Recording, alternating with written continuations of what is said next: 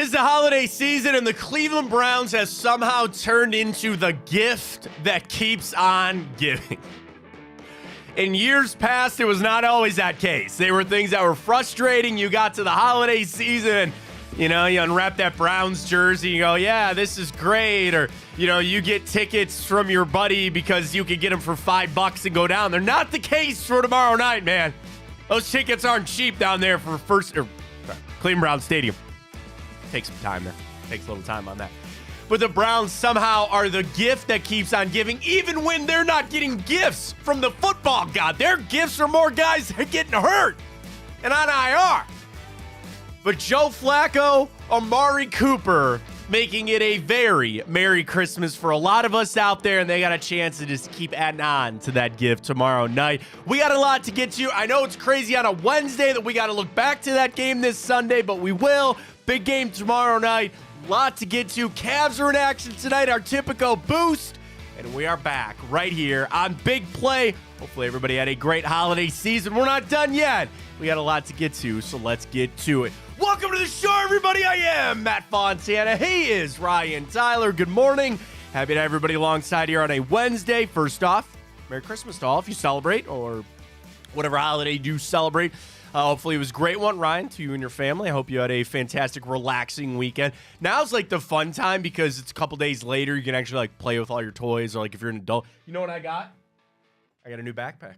Nice, got a new backpack. I love it. The Carhartt. There's a little shift in life where socks and undershirts and backpacks are a great gift to be had. I'm officially at that point in my life, Matt. I used to, you get the socks, hate getting you get clothes, right? Yeah. You get the hats, you get the underwear. Now, yeah. I'm all for it. There's honestly nothing more than I want in my life than just new socks and new underwear. I'm a simple man. Do you call it a book bag or a backpack? I call it a book bag. Okay, I was wondering. More often than I do backpack. Sure. I retired one that I had since my freshman year of college, which was only 6 years ago. That thing was coming up on 20 years. 20 years. So we say goodbye to that. But we have a new one here. So hopefully everybody, for all the dads and moms out there still putting together stuff and putting batteries and everything, hopefully you had a fantastic holiday. And if you're off this week, we appreciate you joining us a little bit. You're back to work. Happy to be with you a little bit this morning. What a day today. We're going to get to our Cavs typical boost tonight. Wine and gold back in action, which is always fun. But we're hot and heavy on the Browns, man. And to go back to that game, which seems like so long ago when you beat the Houston Texans on Sunday, you got to turn around quick. And we're obviously up back Thursday night tomorrow. You're not going to face Zach Wilson. It's Trevor Siemian. And it's tough for me to not sit here and say, of course, we get out of that game. You lose your punter and your kicker. Dustin Hopkins with the hamstring. Corey Borquez with a quad. The injuries on this team, listen, we are all on the highest of highs with this team. And it's fun. And we deserve it. You deserve it. I deserve it. All the fans out there, this has been one of the most incredible runs that I've ever seen with this team. Can the injuries stop? I've had enough. I don't need any more injuries for me to understand what we've had to overcome in this season, right? I know, I get it. And it's just a few more sprinkled on top. And I hate to say it, Ryan. What did I say last week? The injuries weren't done. Still had 3 games at that point to go. I just didn't think it'd be both our legs. The legs one of the legs has really catapulted you into where you're at today on Dustin Hopkins. But you overcome that. I guess it's to a point there are less impactful injuries, I guess, to be had. There's more, but you deal with that. We'll talk a little bit about the injuries coming up. But it's been the Joe Flacco story, man. It has been every single game that you watch that you think, he's going to hit a ceiling here, or eventually he's going to run out. Oh, no. And then you have a guy like Amari Cooper go out there, set the Browns' individual game record. There was a crazy stat this morning that I sent out from Pro Football Focus. You ready for this? That his 265-yard game on Sunday, 211 of those were air yards. Not like he ripped off some screen pass or anything like that.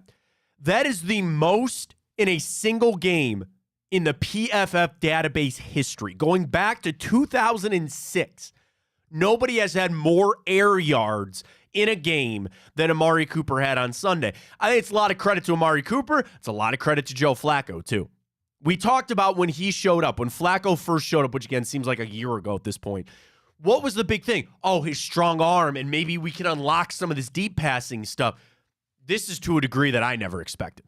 Never expected something like that. And yeah, he took that deep shot to Marquise Goodwin, but it's not even been like it's your burner in Marquise Goodwin. It's been Amari Cooper. That relationship, that is something that we've talked about what we've wanted with a team forever. That coach and the coach and the quarterback, yes. The quarterback and that wide receiver. You know what I mean? Like, you've never really had that.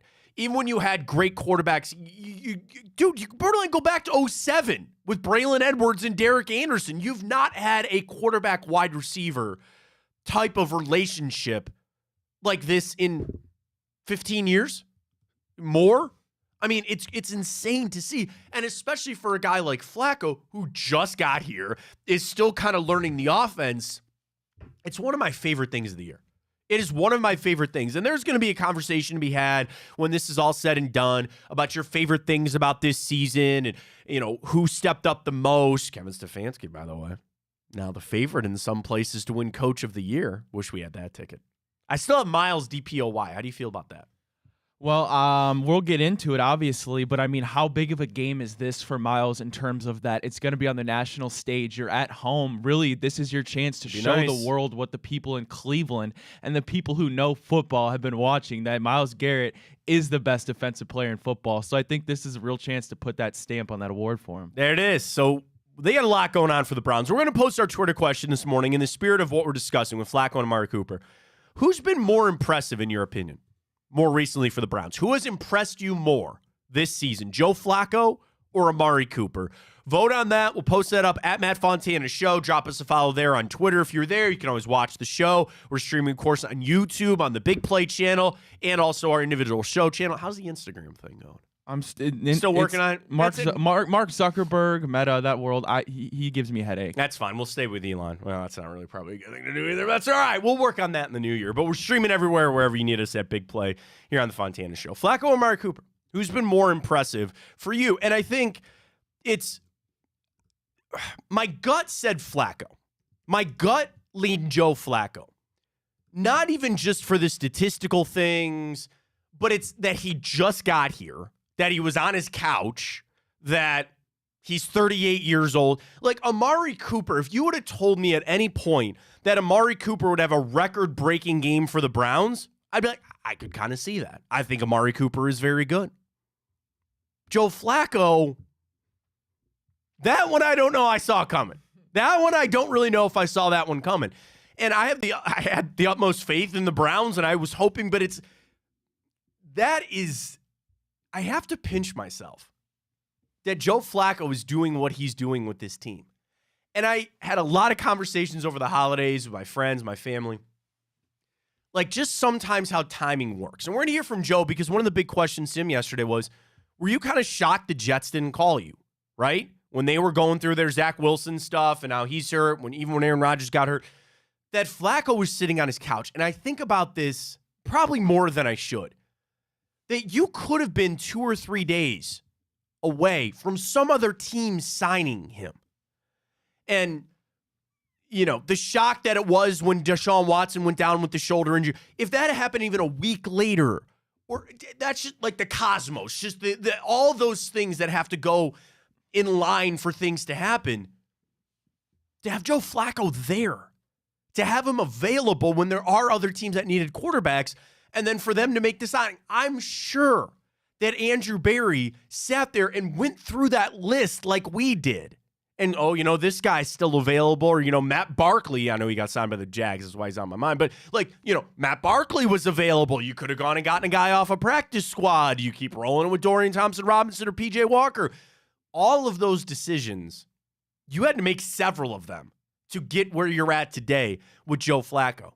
And you go into a game tomorrow night where you can clinch a playoff spot with Joe Flacco at your quarterback position, who got here a month and a half ago and has played to this insane level that he's a reason you are winning games.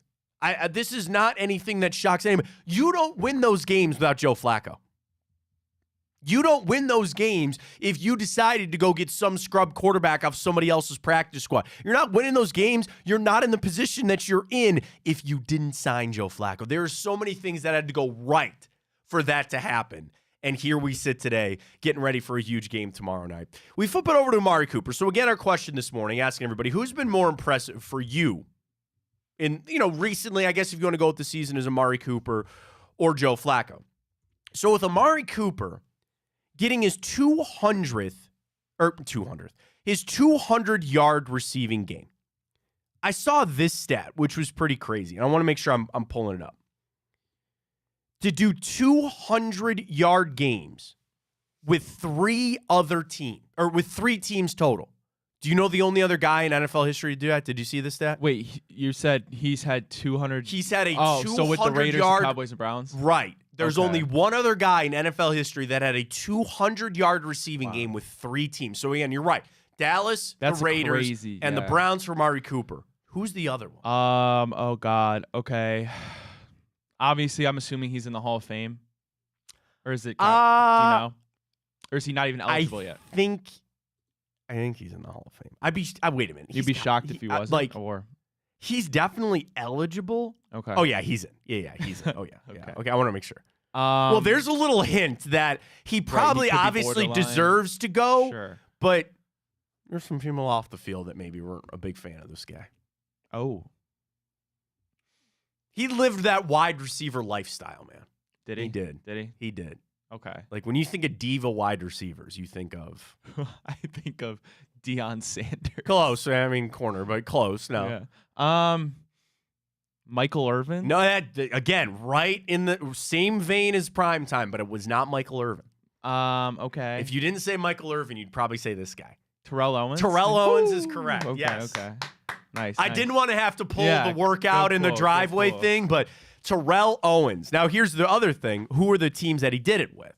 Dallas, of course. The 49ers. Yep. And the Bengals. The Raiders. The Raiders. I didn't know he'd do that with the Raiders. So here's another stat here from Amari Cooper. He became the fourth player ever with 3 games with 200 yards I did see and this one. 2 touchdowns. Don Hudson, who did it 4 times, Charlie Hennigan, and then Tyreek Hill. Now, the stat is they've done that 3 times, but they didn't do it with different teams. Tyreek's only ever played for 2 teams on that. So he joins Terrell Owens, who did that with 3 different teams as well. Like, that's one that you sit back in the grand scheme and you're like, wait a minute, Amari Cooper is doing things like Tyreek Hill's a future Hall of Famer. I know off the field, whatever, still same thing. He's going to Hall of Fame. Amari Cooper, I think, has a conversation now about the Hall of Fame. Am I crazy? Am I drinking the Kool-Aid right now? I don't know. Like when you're doing things like that, and the problem is when you sit down and you try to talk Hall of Fame stuff. And I know Joe Thomas was talking about Joe Flacco Hall of Fame. Joe Flacco goes and wins the Super Bowl with the Cleveland Browns. He's going to the Hall of Fame. Oh, no question. But Amari Cooper got me thinking because I saw that stat and I go, that will get brought up. And we even sleep on this here in Cleveland, I think, a little bit.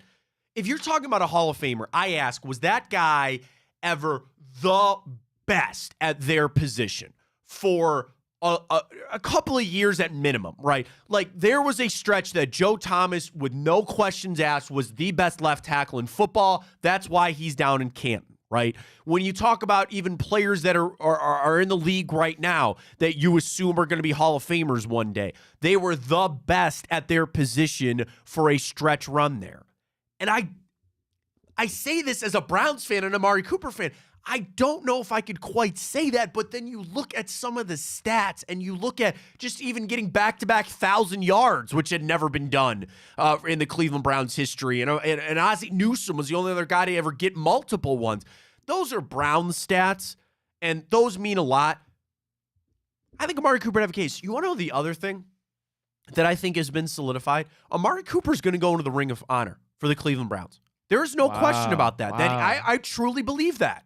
And that's the team Hall of Fame. And there's a little bit, obviously it's for the team, so it's a little lesser than what Canton is. But I feel pretty confident sitting here and saying, for what Amari Cooper has brought to this team and what he's been, I think he's going to go in the Ring of Honor one day. And then the contract, right? Because that was the other thing. I was talking to somebody on the holidays about Nick Chubb, right? By the way, we'll get to him in Time Op coming up. Very celebratory birthday there for Nick Chubb. You want him to get a contract. And I've said this on this show before. It got clipped and sent out, and it's right on. That I want Andrew Berry to sign Nick Chubb to a contract extension so he will play here for the rest of his career. I don't care if you don't necessarily get the money back on that. I don't care if it puts you in a little bit of a bind with the salary cap. He's got to be here forever. I'm entertaining that for Amari Cooper. I am almost to that point where he is a guy that I don't want to see play anywhere else ever again. Is there a world that, yes, that contract doesn't meet the production and all that kind of stuff? Sure. I don't want Amari Cooper going anywhere. I don't want him going anywhere. You find that money and you keep him here. And then on top of the fact of that, yes, he is playing to one of his best seasons ever. And again, same thing with Flacco. I'm scared to think about what this team would be without Amari Cooper. Some of those catches are just so acrobatic on the sideline. Dude, he might be one of the best pass catchers I've ever seen. For contested catches, for over the just all these, he's just got glue. He's just got glue on his hands. He catches everything. So I get both sides of it. I understand both sides of it when it comes to Amari Cooper and Joe Flacco. Our Twitter question this morning, I'll hit the retweet at Matt Fontana 83. Who's been more impressive for you recently, this season, however you want to go? Who's impressed you more for the Browns, Joe Flacco or Amari Cooper? Ryan, you're first up this morning. Cast your vote, please. Yeah, I guess to vote on this, I'm going to say Joe Flacco, but that comes with, of course, the fact that Joe Flacco came out of the woodwork, or whatever you want to call it, from sitting on his couch. Yeah, that's pretty much what it is. Playing to a top 5 quarterback level in the NFL right now. I mean, that's pretty much unheard of. He's really added a whole nother dimension to an offense that was like when Deshaun was here, when PJ Walker was here, and certainly when DTR was here, there was no downfield element consistent that teams had to be scared of. And now it's like our whole offensive philosophy has changed, and Joe Flacco is there to do it for us. But then Amari Cooper's been nothing short of spectacular. Like you said, I mean, that fourth down, you talk about adult-rated content, that fourth down throw from Joe Flacco and then the catch.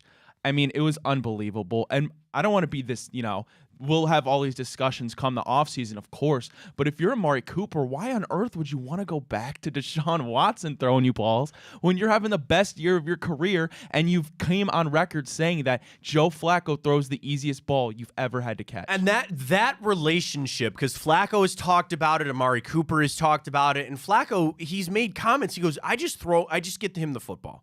I just get him the football, and he's making these tremendous plays.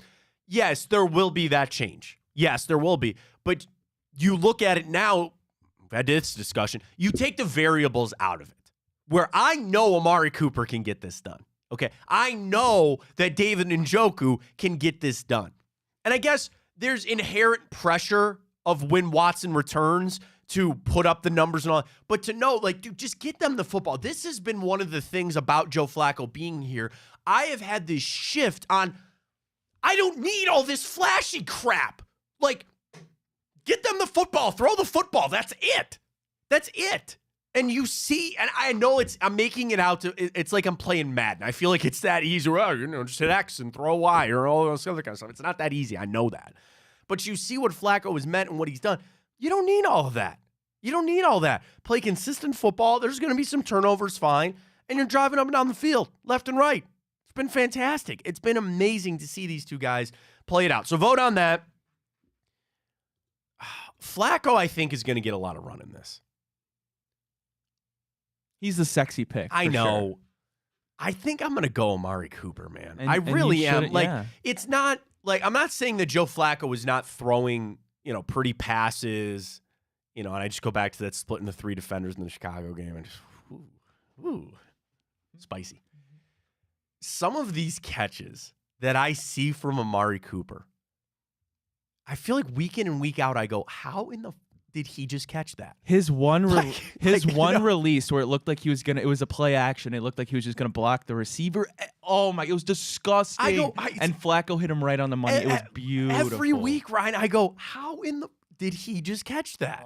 How did he do that? Defenders on him, all that kind of stuff. So I'm going to go Amari Cooper. I'm going to be in the minority, I think, on that, but I'm going to go with Amari Cooper. Let's hear from Joe Flacco. So obviously this meteoric rise, he's living in the moment. Can I tell you, it kind of made me a little sad when he said he wasn't home for Christmas with his family. He said he was sitting there on FaceTime and all that kind of stuff. But the life of an NFL player, getting back to work. But one of the big things that came out yesterday, Tony Grossi, ESPN Cleveland, he asked Joe Flacco, and I apologize, the audio, you hear some background noise and stuff like that, but I wanted you to hear this from Flacco. The question was kind of, you're playing the Jets tomorrow night. A lot of guys over there that you know, you spent some time there. Were you at all shocked that the Jets didn't call you? Like when Aaron Rodgers went down, or even when kind of things were going bad with Zach Wilson. Here's Joe Flacco, the question yesterday, sound courtesy of the Browns, we thank them for that. He's kind of surprised, Joe, the Jets didn't give you a call? Man, there's all kinds of things that happen throughout the course of the season and off season and things like that. And I enjoyed my time while I was there, and it is what it is. I'm happy to be where I am, that's for sure. Listen, there's 32 teams in the NFL. They're just another one of those teams. I got a lot of guys over there I really respect and had an awesome few years with in that locker room. So a lot of respect for those guys. That's the right answer there from Flacco. But, Ryan, that would be – I mean, I don't think you need any more motivation for tomorrow, the fact that you win and go to the playoffs. But that was a team that said, no, man, we don't need you. We're good. We're good. We don't need your services. And you could go across the league and point at some of these teams and go, man, you'd be looking a lot better off Joe Flacco.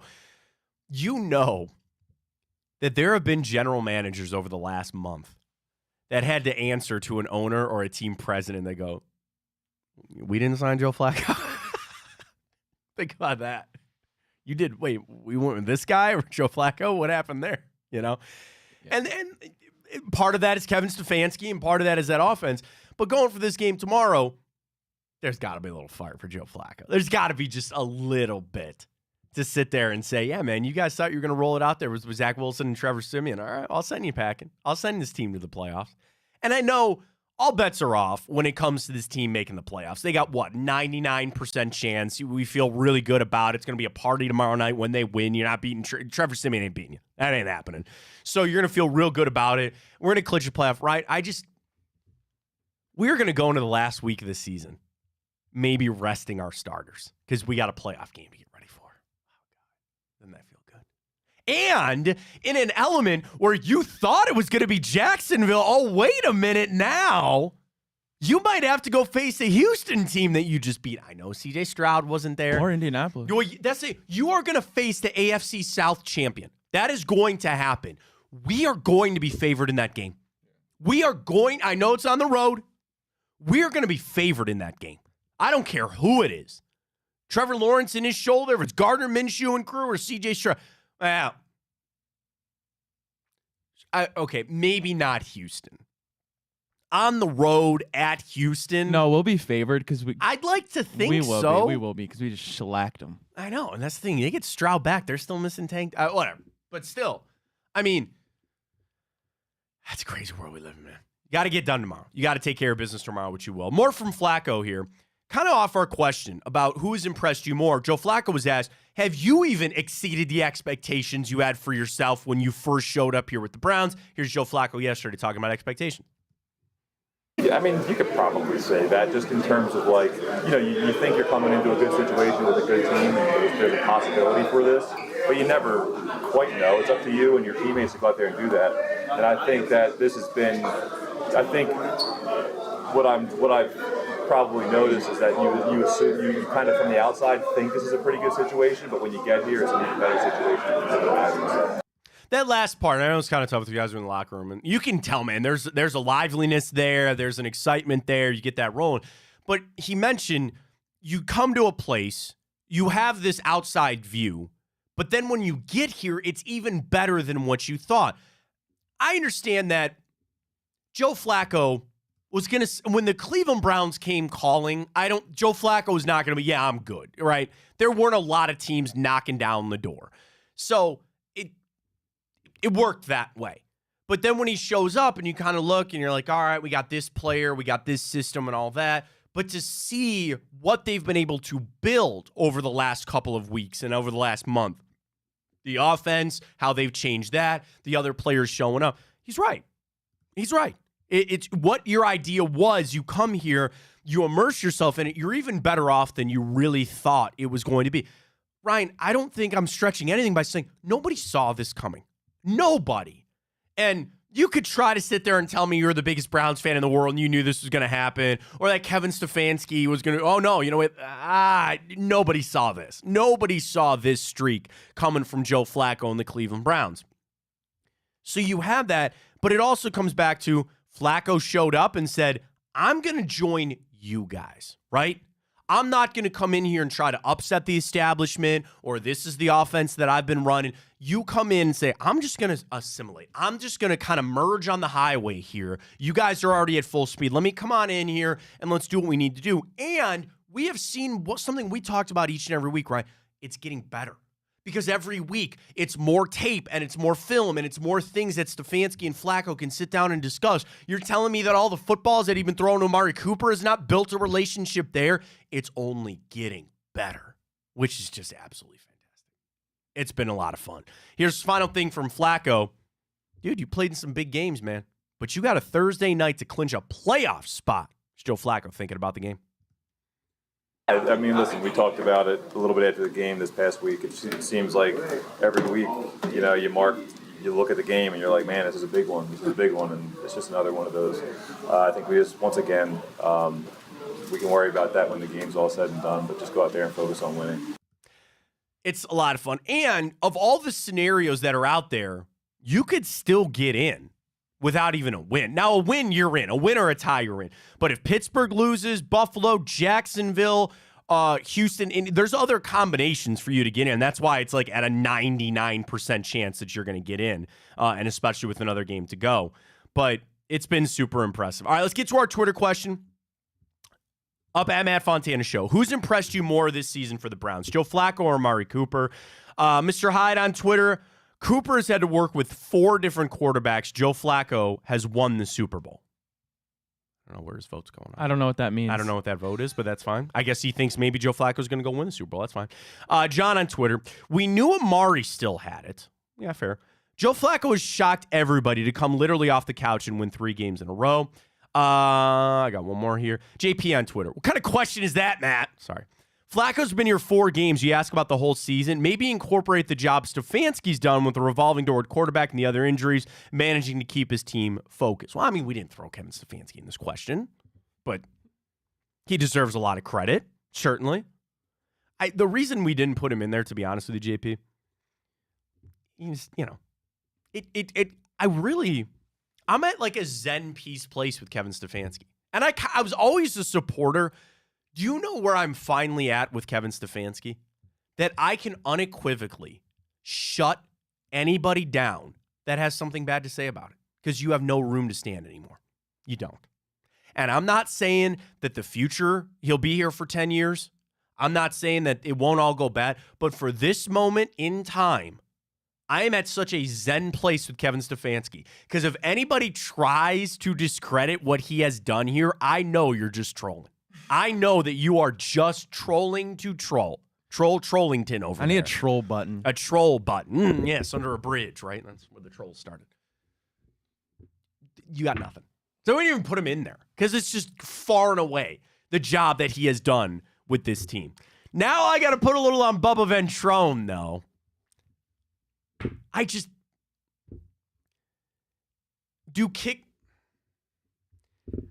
When there's a long return, should the kicker just make the business decision and not try to make the tackle?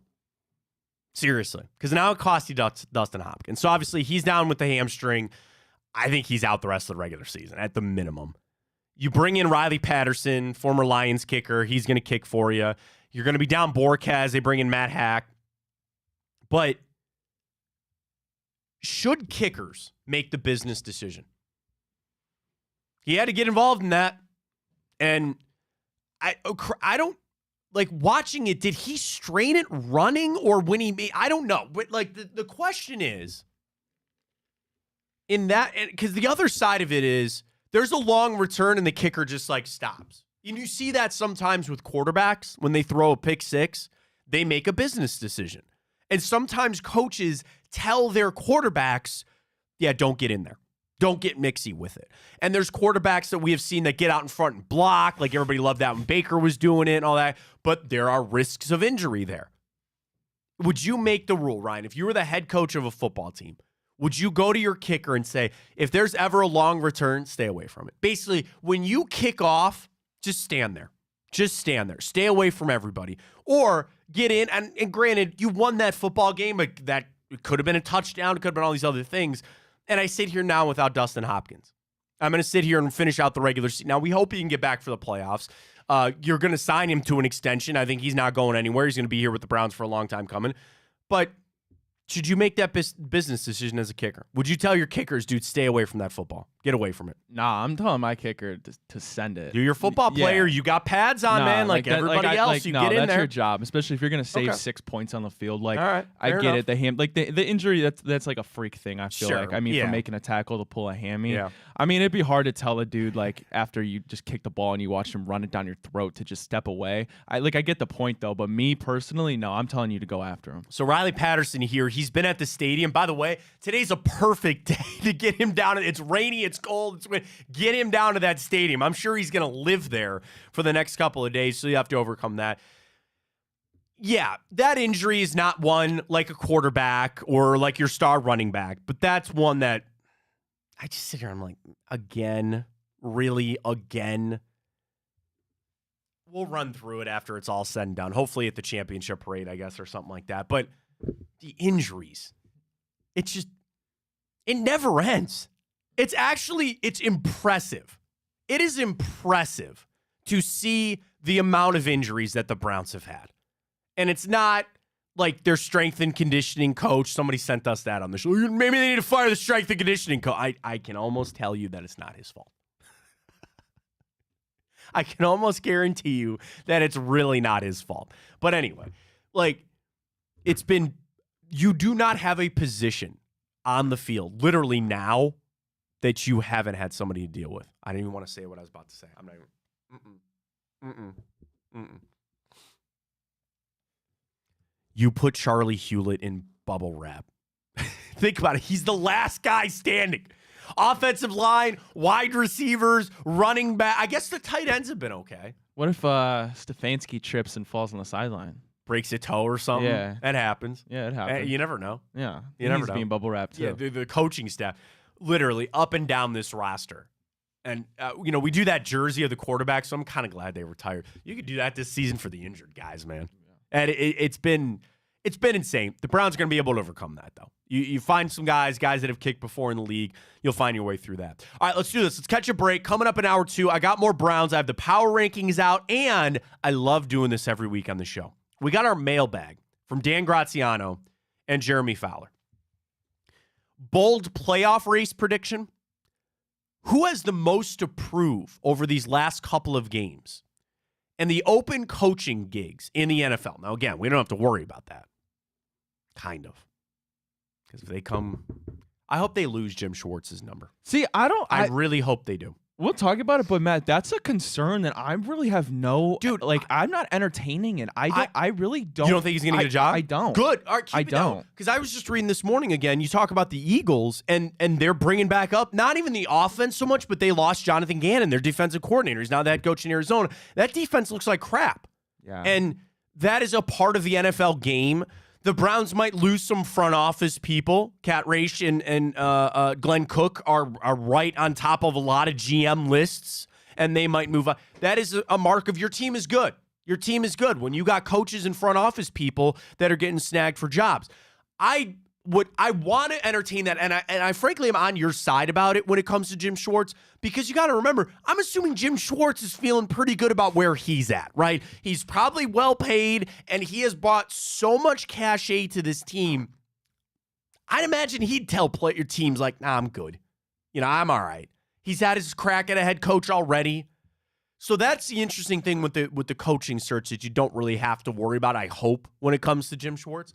But we'll get to that because I thought it was interesting that they mentioned a couple other jobs that we haven't really talked about. So we'll get to the mailbag coming up. But when we return, let's get to some wine and gold. Cavs are back in action tonight They are in Dallas to take on the Mavericks. Update on Donovan Mitchell of where he's at and the conspiracy theory. You got the. I can't. Yeah, I have the button. You got it? Yeah. And I got a little conspiracy theory maybe coming up a little bit. I gotta wait. I can't play it now. Oh, okay. Well, hold on to that. About maybe why he's missing these games. He's questionable for tonight. And yes! Typico boost, baby. I've been jonesing. Dude, we haven't done a boost in like a week. Yeah, it has been a week. It's been a long time there. So we'll do exactly what we do. You download that Typico app, use that code BigPlay100, you deposit and bet $25, you get $100 in those bonus bets, and we will get to our parlay. You know, they got it literally just popped up. Can you see that on my screen a little Yeah, bit? you actually can. That flex parlay. Have you been playing around with this a little bit? No, I haven't. So yet. here's what you do. Let's say you place a 3-leg parlay, right? And there's corresponding odds with it, but you can do what's called a flex parlay, where if you only want 2 of those 3 legs to hit, you can still cash. Now, the odds are a little bit lesser, but if you want, like, we're going to do our boost, so let's do this here in a second. But let's say, I'll do another game tonight. Let's do Bucks Nets, right? So if I log in here on Typico, and I just sit there and I say, okay, I'm going to do a 3-leg parlay. And I'm just going to pick 3 random things here for this game, right? And I'm going to say I want a player prop. So I'm going to take the Bucks minus 4.5. I'm going to take, give me a player one here. Anybody but Jared Player Allen. point. No, I'm just making this up for tonight. So let's say Giannis over 31.5 points. And let's say rebounds, Nick Claxton over 9.5. Okay. So I do a 3-leg parlay. That's plus 499. If I want to flex parlay that, then all I need is 1 or 2 of those things to happen. And it doesn't matter which. You get lesser odds on it, but you can get that flex parlay cooking, man. I love this. It's honestly, it's one of the coolest things that they got going to Typico right now. Matt, did you see our big play boost cashed for the Browns game at like plus 1,400? Yes. We've been circling that for quite some time now. Typico gave with some that. free Christmas money I there. love it. All right, so we'll do our boost with the Cavs coming up after this. We'll talk a little wine and gold tonight as well. Let's get ready for it. Busy day here on a Wednesday. Appreciate everybody joining us. Happy holidays to you and yours. Fontana Show right here on Big Play Cavs. Boost next.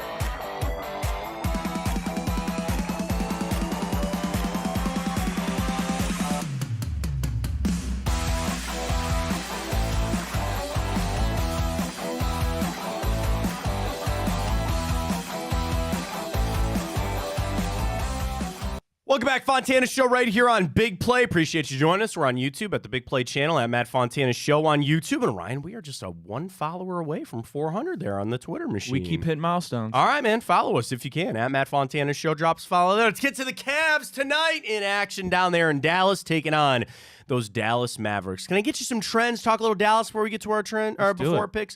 So let's start with Dallas here. 7-3 in their last 10 against the Cavs, which is pretty impressive. Overall, 18-12 on the season. They are 8-6 at home. Against the spread at home, 6-8. And over-under at home, 9-5 on the over. I kind of like the over for tonight. It's a high 230, though. We'll see. For the Cavs, the biggest question, Karis LeVert and Donovan Mitchell, because they're both questionable for tonight. Donovan's got that illness. Are you ready for the conspiracy theory on that? He's not sick, it's his shoulder. Did that live up to it? You're like, no, that did not. You're like, damn it, Matt, that was not worthy enough of the conspiracy theory chime. I'm just happy he's not sick of the team shit. No, I mean, I could be sick of some of the things the Cavs are doing too, but I mean, the thing with the Cavs, they won a couple games now all of a sudden. And with everything, all I asked was that they kind of do what they're doing, right? So they've got blown out by the Pelicans, fine. That win over the Jazz was nice. They beat Chicago, great. But they're finding a way to win some of these games without their star players. I would like to believe that Donovan is going to play tonight. Karis, I don't know about the knee. Sucks about Sam Merrill being out. I think he's going to play tonight. So if Donovan's going to play tonight, I definitely like the Cavs plus 3.5. That is going to be my leg of the parlay. We're going to do a 3-leg parlay for our Tipico boost. So the first one for me, I'm doing plus 3.5 for the Cavs tonight. Let's get some trends with the Cavs. They are 4-1 against the spread their last 5 games, but I mentioned they don't play Dallas all that well. They're only 2-6 against the spread their last 8 games against Dallas. The Cavs are only 3-7 straight up in their last 10 against the Mavericks. But one place that they do play well is on the road against Dallas. What's their arena? Is it still American Airlines? American Airlines Center. The Cavs are 4-2 against the spread their last 6 games down there in Dallas. You flip it over for the Mavericks. Really, the trend says the under. Under has hit 4 out of Dallas's last 5 games and 4 out of their last 6 games against the Cavs. I like the Cavs plus 3.5. So that's going to be leg 1 of our parlay. Ryan, you feeling anything? You got a vibe on anything there? I like the Cavs over 112.5 too. I don't know why. For the Mavericks, they beat Phoenix and San Antonio. They're on a 2-game win streak there. But how about this? Of over 112, that would hit. Man, this is crazy. For basically the month, or I'll do it this way. 1, 2, 3, 4, 5, 6, 7, 8, 9. The last 9 games for the Mavericks, they've given up at least 113 in every single game that they've played. I love the Cavs. So let me do this. We're going to do the Cavs plus 3.5. Cavs over 112.5 point total. Do you want to do a player prop? Yeah, that's what I was thinking. So I'm looking here. I feel like I could see Donovan going off, but it's over under 3.5 threes. That's a lot. That's a lot of 4. threes. You never want to bet the under. Do you want to do something Luka? Yeah, I do. I really do. Do you want to be positive here? Luka over under 36.5. That's massive. Do you want to take the under? Or are you worried that he's going to have to score because Kyrie's not going to play? I'm just thinking realistically on who's going to be our best chance to guard Luka. Okoro, but like realistically, that's not the best matchup in my opinion. Let me pull up Luka here, game logs. Like I want to bet the Luka under points, but I'd be lying if I said that I was comfortable doing that. It's so funny, by the way, that they list him as a point guard, Luka, which is crazy. I technically is. So he's averaging 33.5 points per game. That is second in the NBA. Last time out, 50, 39 against San Antonio, 28 against the Clippers, 38, 40, 39. That was his last 6 games. 39, 40, 38, 28, 39, and 50. He put up 50. There's no way he's going to be able to talk me out of the under. I mean, here's the thing. It's your leg of the parlay. You pick whatever you want. Truthfully, I would go over. You want to go over 36 I know it's and a like half? you don't want to do that because you don't want to see the Cavs give up that many points. But I mean, if I'm being realistic with you, All right, I'll do that. superstars drop points against Cavs. All right, I'm going to screenshot that. We're going to send it over to our friends at Tipico. So here's where we're at. Cavs plus 3.5. Cavs over 112.5, and Luka over 36.5 points. That, without being boosted, which they will boost, is plus 512. Oh wow. Plus 512. So they're going to boost that on up. All right, I'm in. I'm going to send that. Do you want me to send it to Nick? Yeah, if you could. All right, I'm sending that to Padone right now. That's our Cavs boost for tonight. So get signed up with our friends at Tipico. Other big news with the Cavs, and we haven't talked about it just because we haven't had the show, Ricky Rubio. And now they're at a point where it sounds like they're going to be making a move on something with Rubio. He's got an expiring contract. From my kind of rule on things, or kind of my vibe, or what I understand, it sounds like he's done playing basketball in the NBA. And if he wants to stay in Spain and play over there, he's a legend. That's good for him, man. That's fine. I appreciate for what he meant for this team, but the Cavs just can't let him go. They just can't let that happen.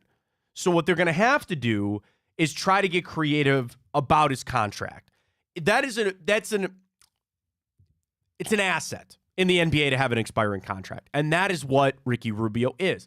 Now, trust me, as much as I'd like to put all my eggs in the Sam Merrill basket or the Craig Porter Jr. basket, you are going to need another guard on this team. You are going to need another guard on this team to step up. Even with Mitchell when he returns, with Darius, like even at full strength, they're missing that point guard off the bench. If it is Sam Merrill, great.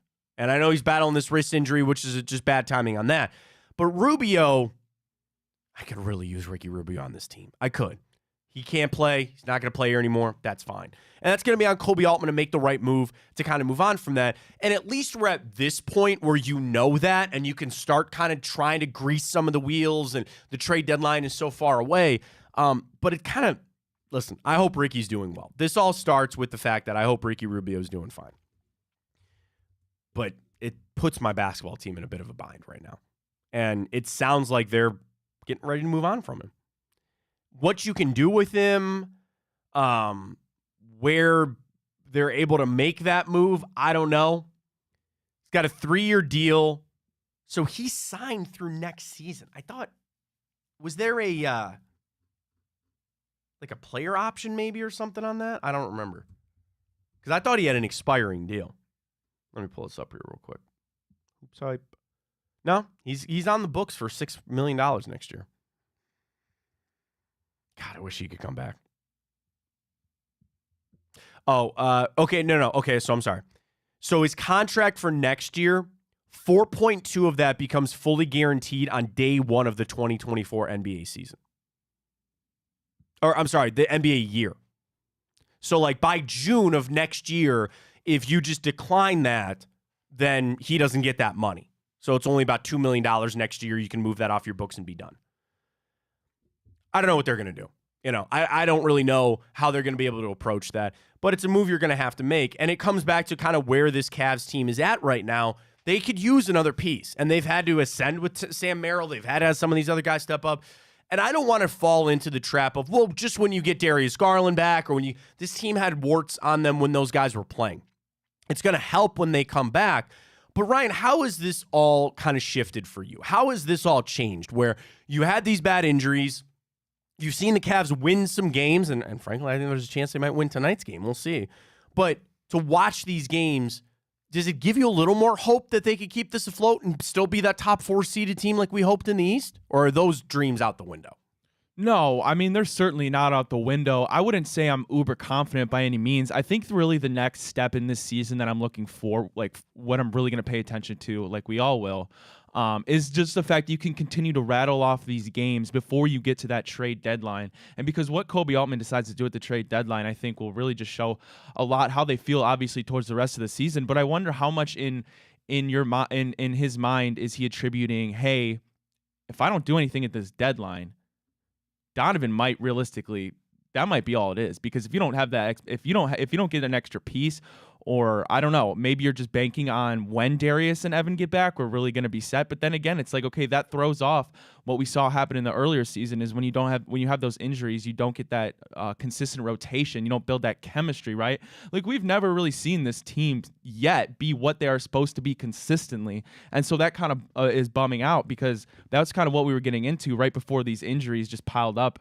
But I guess I'm just really looking forward to the trade deadline. But I guess face value to answer your question, I'm still not hopeful, but I'm more optimistic, certainly, than I was a week ago. Yeah, I mean, I'm trying to live more in the moment. I'm trying to stay more grounded of where we're at right now. I can do that. Kobe Altman can't. And you're right, there will be moves that are going to be made come February that will tell the tale on where they think they stand as this Cavs team.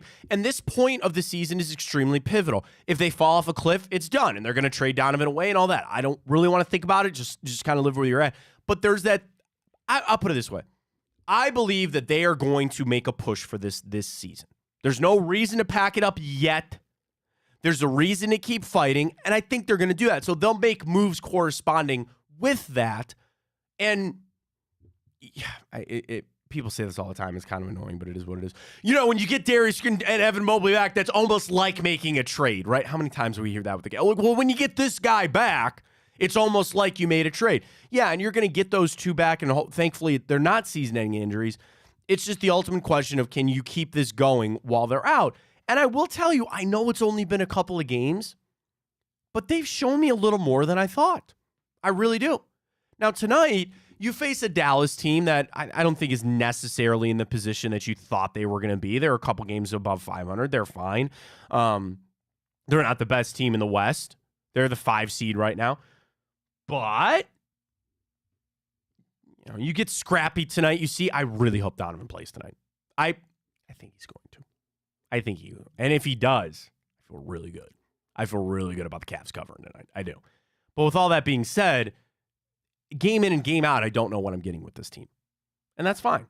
They just got to keep it on the rails for right now. Just somehow try to win a couple of these games on the way out. Stay where you're at. Right now, if the season started, the Cavs would be the 7 seed. And they're they're really a game behind the 5 seed between Miami. Just keep this going. Try to do the best that you can, and we'll play it out. So we got our Cavs Typico boost already sent over. Let's see. Padone already texted me back. Sent. Done. Going to get up there. So follow us on Twitter because we always tweet it out as well at Matt Fontana Show. But get signed up with our friends at Typico. Let me tell you about them for a second, folks. I was telling you about the parlay, where you're able to just pick a couple of those, the parlay flex, if you will. They got those on Typico, but they have the boosts, which we do every night. They already have 2 boosts for tonight. Cavs to score 120 more points is plus 210. Luka to make 5 threes and the Mavericks to win is plus 270. Plus, they'll get our boost up for tonight. We got college football tonight. We got college football today, 5:30. Who plays? North Carolina, West Virginia. Don't care. You don't like the Mountaineers minus 6.5 there, Ryan? Maybe if Drake May was playing, but no. And then that kid from bowl season. Rodmaker. Bowl season to me is just not fun, personally. Well, we'll talk Ohio State too, because that's I do not care. Do not care. So you have 2:00, the Navy Marine Corps Memorial Bowl, Virginia Tech and Tulane. The bank, Ryan, you're gonna tell me you don't care about the Duke's Mayo Bowl? No, or the one that just played. It was like the 68 rate bowl. Yeah, they're all over. Like what? Like it wasn't even 68. 8:00 Holiday Bowl tonight. Caleb Williams not playing in that game tonight, right? He's out. Hell no. Okay. USC Louisville. 9:00 the Tax Act Taxes Bowl. The Tax Act Texas Bowl. A&M and Oklahoma State tonight. So you got 4 games online. Get over to Typico, folks. Get your boosts. You don't want a North Carolina West Virginia boost? 4th quarter to be the highest scoring quarter in West Virginia to win, plus 500. You don't like it? I don't know anything about those. Texas A&M, Oklahoma State. 60-plus points total scored, plus 210. Jalen Henderson, 200 passing yards, 50 rushing yards. Aggies win, plus 700. Ollie Gordon, big, minus 300 anytime touchdown score. I'll put a couple bucks on that. Hey, if somebody knows their stuff with these bowls, I mean, please let me know. Crazy, I'm man. I'm willing to throw down some dollars. Get it rolling on Tipico. Download the app, use the code BigPlay100, and then when you deposit and bet $25, you get $100 in the bonus bets. You can throw it on some crazy boost for the Holiday Bowl tonight. Whatever you got, let's get to it. All right, let's catch a break. When we come back, we're going to do the morning update. A lot of stories we got to get to. And coming up in hour 2, I've got power rankings for the NFL, and I can't wait to get into Dan Graziano and Jeremy Fowler, their mailbag for the week. Playoff prediction, bold playoff prediction for them, and open coaching gigs around the NFL. I just think it's interesting to talk about. We'll do all that hour 2 upon us. Stay with us. Fontana Show right here on Big Play.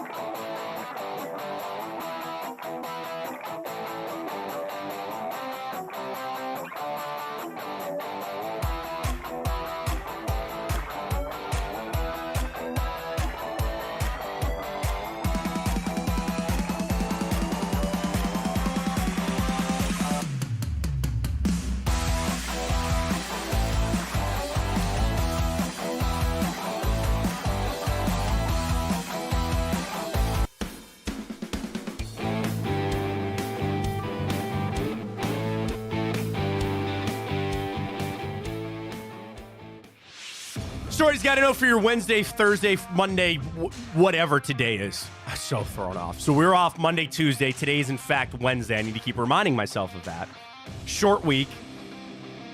Doesn't feel that way. That's kind of the nice thing about the holidays, but you do get thrown off a little bit. All right, Wednesday edition, morning update. All the stories you got to know. Ryan, take it away. Alrighty, well, our savior, Matt, Joseph Vincent Flacco, he's going to be playing his former team in the Jets. Does he want his statue at the stadium, at the facility? Hey, I put mean, it in the middle of East 9th. Just put it right there. Put it over by playoff square. I think Joe Flacco might be having more fun in Cleveland than he ever did in Baltimore. But anyway, he's going against the Jets again. And the Jets came out and said they don't regret the decision not to bring back Flacco.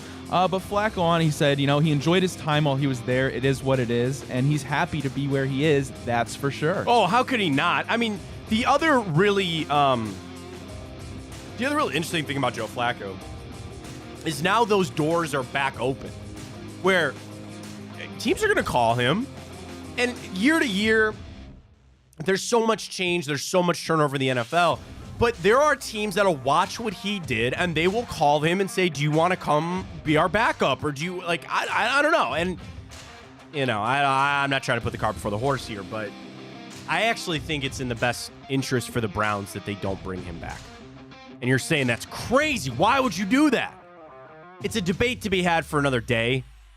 You know Deshaun Watson's your starting quarterback, and I just can't play that game. You know the game I'm talking about. And just for everybody's best interest, probably not what's going to happen. Now, but for Flacco, like, that's entertaining stuff. Like, do I want to play again next year? Where do I want to go? Can I get a little bit of a payday again? So that's great for him. I've seen the odds again this morning. Comeback player of the year.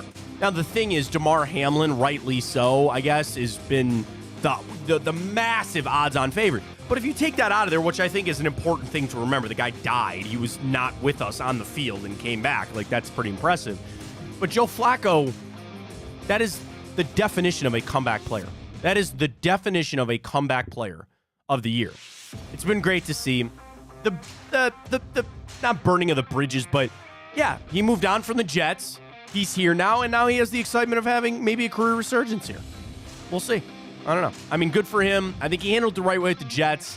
I know the Jets would much rather have him at quarterback than Trevor Siemian tomorrow night, but they made their bed. They got to sleep in it. I don't know if you have it. The Aaron Rodgers, he's coming. Oh, you know, it wasn't my idea to activate. Okay, okay, Aaron. And then Woody Johnson coming out and saying, like, no, man, we're good with Joe Douglas and Robert Saleh. They'll be back. He went and asked Aaron Rodgers, hey, man, do you want those guys to come back? Okay, fine, just making sure. Yeah, it's like seriously, it's like late GM, dude. It wouldn't shock me either if he was like, "Yeah, keep those guys," because then it keeps this guy Nathaniel Hackett employed too. Everything runs through Rodgers up there. So for those who don't know, he was activated so he could practice and all that other stuff. And he came out and he goes, "Well, you know, that wasn't my idea." There's nothing that the Jets do that I think Aaron Rodgers didn't have a say in, and that's how I think. That's how I operate. It's just how it's going to be. Yeah, it's like LeBron and the Cavs always think about, like, when they call him late GM. You know, right? You know everything that happens. They at least were like, yeah. What do you think? Real quick. That is what it is. Alrighty, well, the Cavs are back in action finally. They are on the West Coast. They're going down Central south. Time zone. Yeah. They're going down south to Texas as they face the Dallas Mavericks. They're a 3.5-point underdog in this one, Matt. And we're yet to find out if Donovan Mitchell will be back from an illness.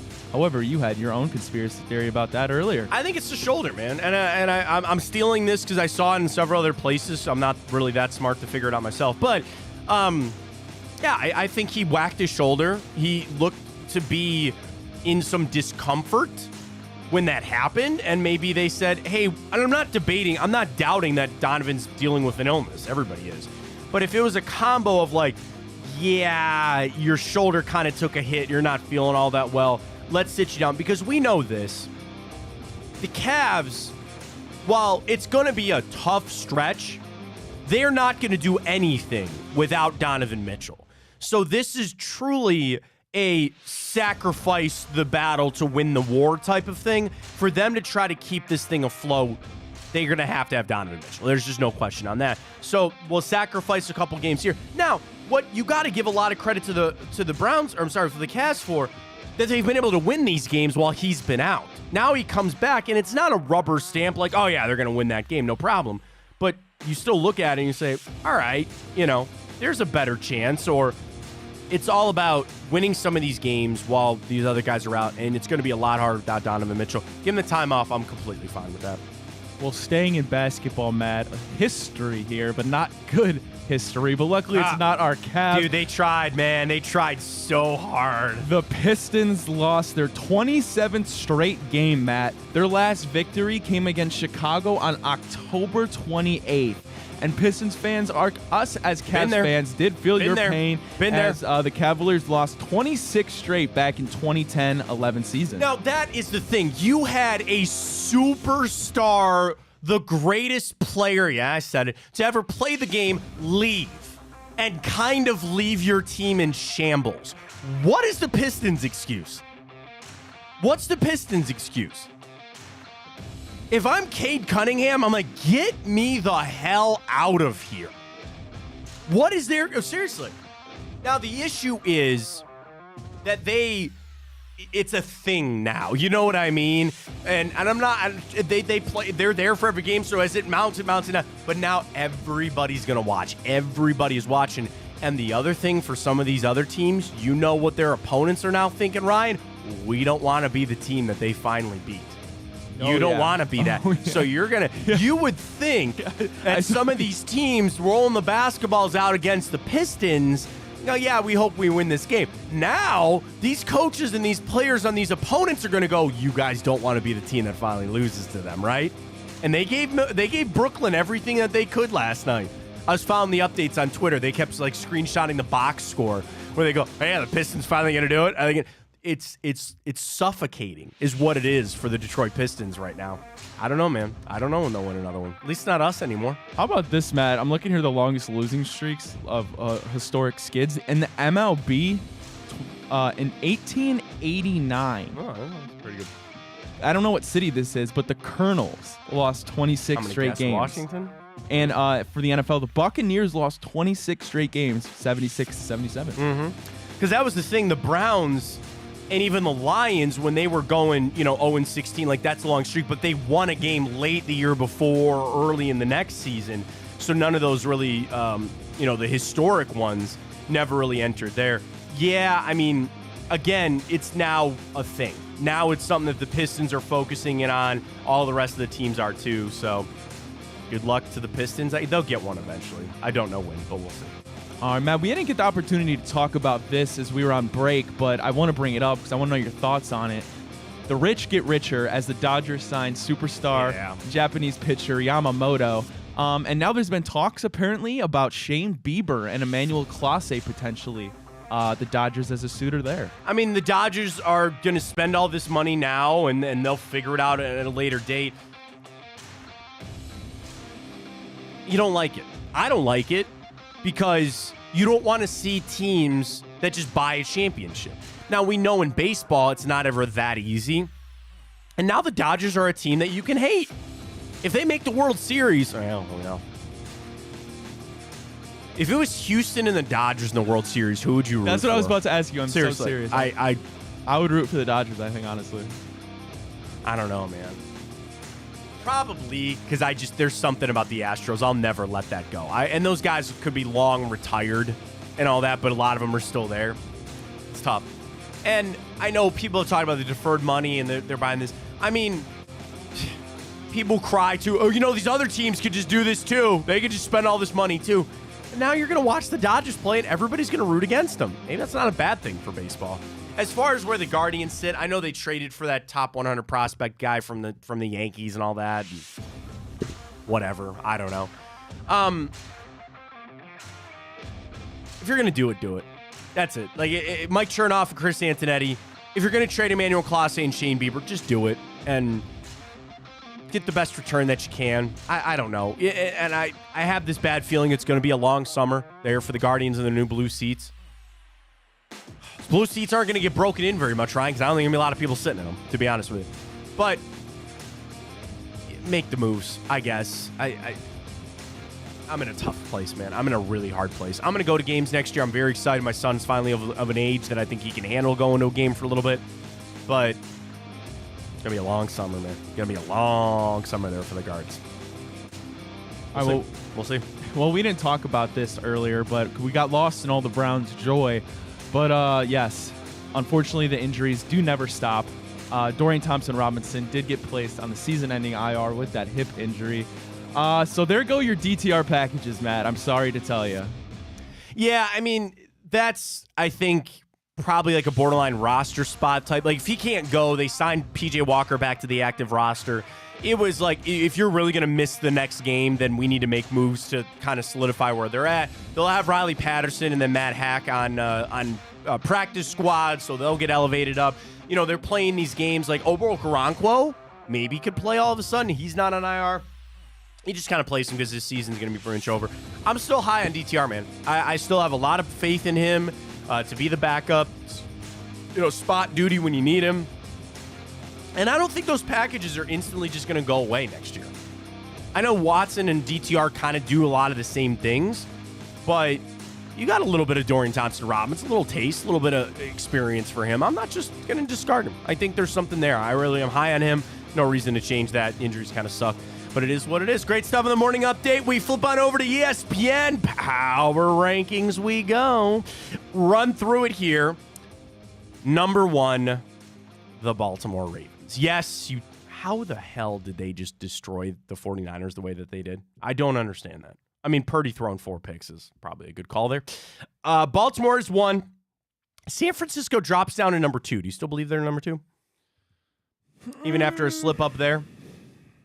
Yeah, they're still easily the best. Like, you have to. They're the best team in the NFC, and really, there's no real team outside of Baltimore that I'd say feel confident.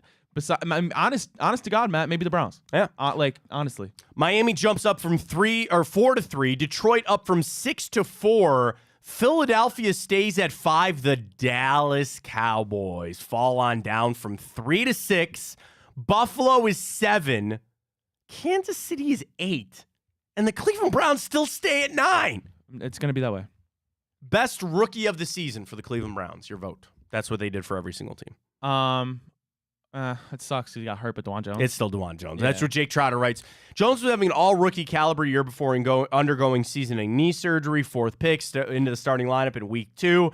And he's ended the season with a pass block win rate of 87% and a run block win rate of 75%. Jones looks like a long-term future Browns bookend. That is from Jake Trotter, and I agree. So again, 9.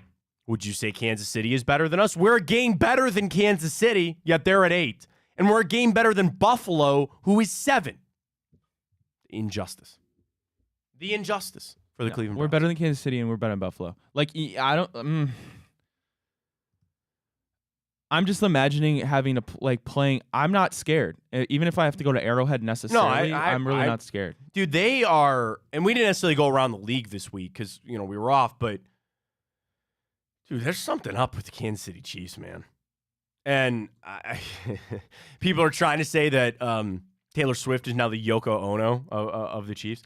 Dude, we live in a world now. The Chiefs have lost 4 out of their last 6 games. I've lost this is many people. It sucks because he lost a lot of respect for Patrick Mahomes. Like, not even just in terms of his game. Like, everybody has bad games, of course. Yeah. Even the greatest of all time, Tom Brady. Patty was kind of supposed to be the next him. Just crying on the sidelines. Like, dude, you just won a Super Bowl. You've won 2 in the last 4 years. O-line the way that it's like, dude, cry me a damn river, Pat. Well, I mean, they have high expectations, and I think they see it where I'm not taking anything away from the Raiders. I'm not. That was a great win for them, and I think they've solidified Antonio Pierce being their head coach moving forward. That was a gutsy, gritty win. Now, the fact that they had to do it with Aiden O'Connell, completing 1 pass in the second half or some ridiculous stat, or maybe only attempted one. I don't remember. They did that in a non-traditional way. That is where I think the Chiefs are so upset. You watch that game and you realize they didn't win that game. You lost that game. And the Chiefs are now in their own head to a point. They're losing these games. They are losing these games. They are finding ways to screw this up and not playing the football of the brand that they know. That's why I think Patty is so upset. Because he knows that they're shooting themselves in the foot. The scary thing, and not to downplay how you feel about going to Arrowhead, which I agree, as long as it remains that it's their own issues, they can correct them. You know what I mean? As long as it's continuing, they can instantly flip that switch and get it fixed. And there's a conversation to be had, which is going to be a fun one to have, of the teams you'd like to avoid in the playoff hunt right now. I'd still like to avoid Kansas City. And we know it's going to line up that all but assured that we're going to face the AFC South. I don't know, man, because the Chiefs are only 9-6. That's crazy to me. Crazy. I'd still like to avoid Kansas City. I think they're a head case, and they have a lot of problems, but they could also instantly really kind of fix a lot of those problems. Yeah, I mean, I would like to avoid Arrowhead too, just in the sense of... I think Jacksonville's just bad. I really think Jacksonville is just bad. I just don't want to play off... I don't want to go on the road and play at Patrick Mahomes Field in the playoffs because I know, I hate to say, you don't want everyone to blame the refs, but God, I'm just imagining... oh, yeah, I remember all that. Yeah. I don't want to deal Daniel with that Sorensen again. hit, where, Hollywood. I get it. Oh, sure. And then, maybe exercise some demons there, if you will. The Bills are another one that I'd like to avoid. Now, they're going to make it as a wild card, so you're never, unless it was the you'd have to face them in like almost the championship game as it would lay out there. The Bills are another one that I think they fixed themselves. Like what was broken with the Bills was themselves. Now, you got to take everything you got to beat the Chargers, take that for what it's worth. But the Bills are another team I'd really like to avoid. Dallas. Wait, Matt, real quick. Correct me if I'm wrong. Is there any way that there's no way that we would play the Bills in the playoffs in Buffalo, right? They'd have to come to Cleveland, correct? Because they would be. They have the lower seed. Yeah. NFL. So playoff, for that reason, the Bills really don't scare me at all. So this is the playoff bracket as it stands right now. Wild card. Because they don't reset it, right? They don't reset. So in the opening round, if it started today, it'd be Jags, Browns, Chiefs, Bills, Dolphins, Colts. And then the Ravens, we'd have to face the Ravens, I think. Because they don't reset the bracket. Basically, when they send the bracket out, the bracket is what it is. Yes, that's exactly right. What I'm talking about is they don't reseed, as you go through. So here's how it would play out. We would play Jacksonville. The winner of that faces Baltimore. Then KC even if the Colts were like to upset Miami, that's right. Because the lowest seed goes to the lowest seed would go to Baltimore. You're right. Then the other team, nope, that is 100% right. They do reseed it. You're right. So we don't know. So there could be a world. Here's how we would play Buffalo in the second round. They would beat Kansas City. We would beat Jacksonville, but Indianapolis would have to beat Miami. Right. So if that doesn't happen, then Buffalo would have to go face Baltimore, and then we'd face Miami if they won. But how about an opening round playoff game of the Kansas City Chiefs and the Buffalo Bills? Yeah, I was talking about that yesterday with some of my buddies. That'd be pretty cool. That'd be pretty cool. That's how it stands right now. Now, we know that we're all but locked into that 4-5 game because we're pretty much going to be the 5 seed. That's just I'm trying to see what the world would be that we play Kansas City. Kansas City would have to beat Buffalo. We'd have to beat Jacksonville. Indianapolis would have to beat Miami. Then we'd face Kansas City in the second round. Yeah. So you're staring down the barrel. There's a world that we face Miami. Again, if Buffalo beats Kansas City, we beat Jacksonville, Miami beats Indianapolis, you're playing Miami in the second round. I don't like that. I don't like facing Miami. You'd be on the road down there in South Beach. It's crazy that while Baltimore has ascended and, that win over the 49ers, which we didn't even really talk about MVP implications and all that kind of stuff and what Purdy did in that game. But this last month of the season, and I know there's still 2 games to go, it's been more about poking holes in teams than it's been this team is scary good. Like, am I wrong to say that the only team that has raised their scary bar, which I just made up, has been the Baltimore Ravens? Everybody else, you go, are they phony? Most everybody else. Now, you almost would have said that for the 49ers. Almost.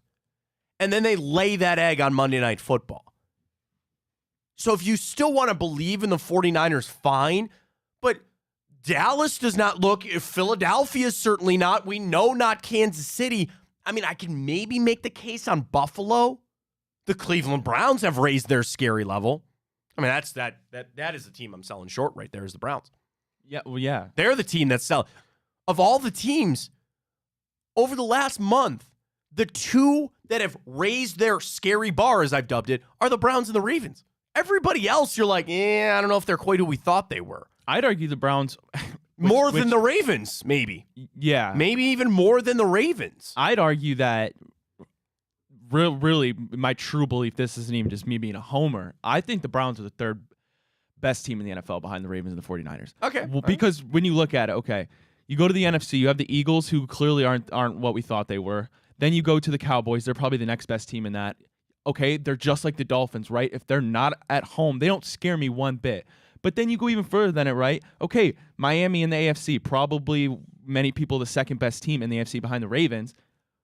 The only team they've beaten is the Cowboys, and they skid by them at home. Like, the Browns have, what, 5-6 wins with teams over 500? I think that was the Dolphins first. Yeah, and the other problem is, too, you think about how much they're going to change between now and really, you got playoff games in almost a month. You're still 3 weeks out from that. Man, I'm sitting here convincing myself we're going to the AFC Championship. The path is there. I mean, again, that is just lay it out from this. That's lay it out from this. I would very much like to stay away from Baltimore, but your point is well taken. We kind of own the Ravens a little bit. And I think their loss to us flipped a switch.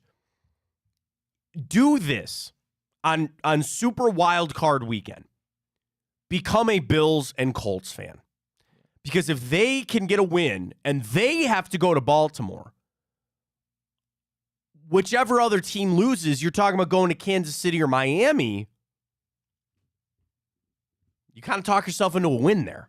And if that happens, then you're talking about you're going to the AFC Championship game. Would there be a team in the NFL right now that if they came to Cleveland, they'd be the favorite?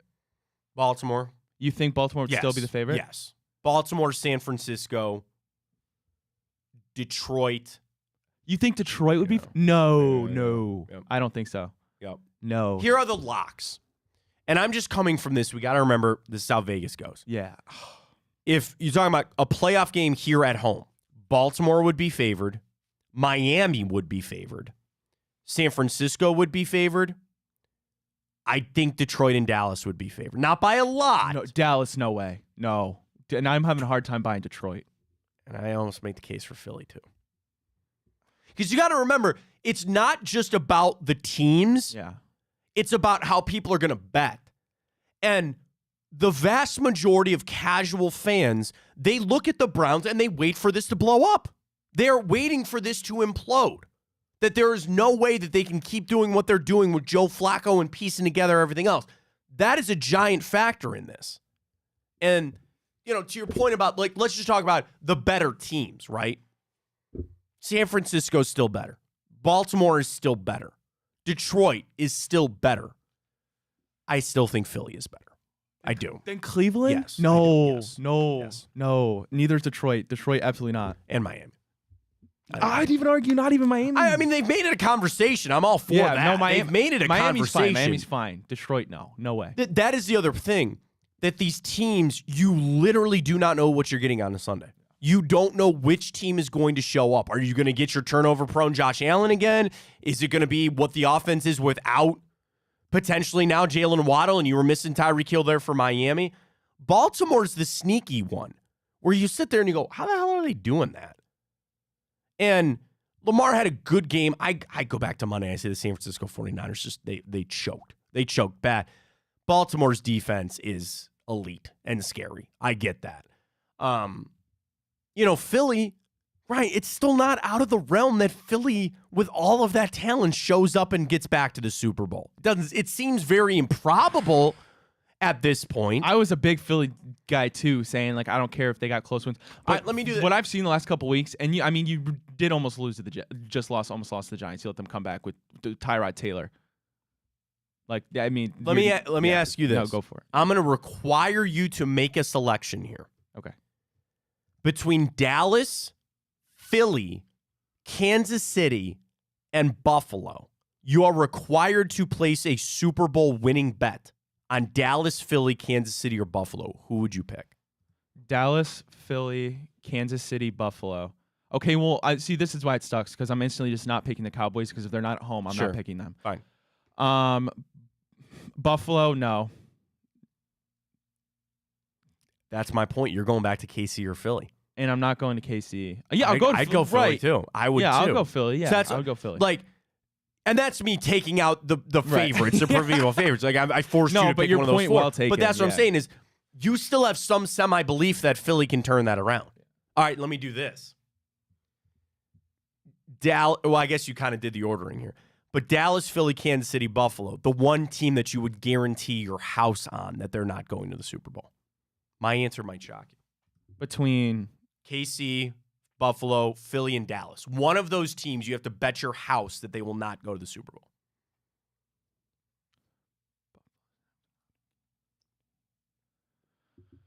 My answer is easy on this one.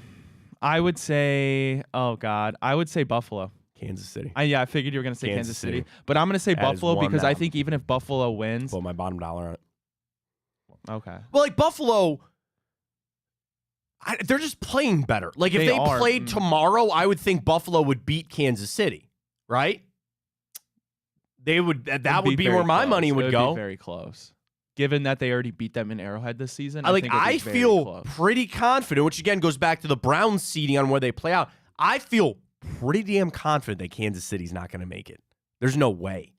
Even if you wanted to look from a historical standpoint of just that they've been basically in every Super Bowl for the last 6 years, it's going to run out eventually. What's your confidence level in Baltimore? Because it's the Ravens, so it's conflicting for me because I hate them. But they're another one that I can't... Like, in the NFC, it's easy for me to sit here and still really deep down believe San Francisco and Philly will be in the NFC Championship game. I feel pretty confident in saying that still. I don't believe Dallas. Sorry, I still don't believe in Detroit. And there's no part of me for Tampa Bay or Seattle, which is how it lays out right now. Or the Rams. So I still feel really good about San Francisco or the Eagles in the NFC Championship game and then therefore going to the Super Bowl with one of those teams, and I would put a wager on them doing it. On the AFC, flip a coin. I don't know. Because, like, honestly, the team in the AFC I have the most confidence in, Miami Dolphins. Miami. Because Baltimore, again, trying to take out my Browns fandom in this, we know that it still just falls on Lamar. And it's the same thing. Tua is important to what Miami's doing. I'm not knocking that. But, like, I don't know why Baltimore, I just don't feel like plays that winning brand of football all the time. And the defense has been good. And they've had a stretch here coming down where we knew how tough it was going to be. And what do? They keep winning, right? We talked about this. Oh, Jags, 49. The Dolphins game next week, I think, will tell us a little bit. We're going to get that preview bit. But if I really want to be critical of the Ravens, they've beat up on some really crappy teams.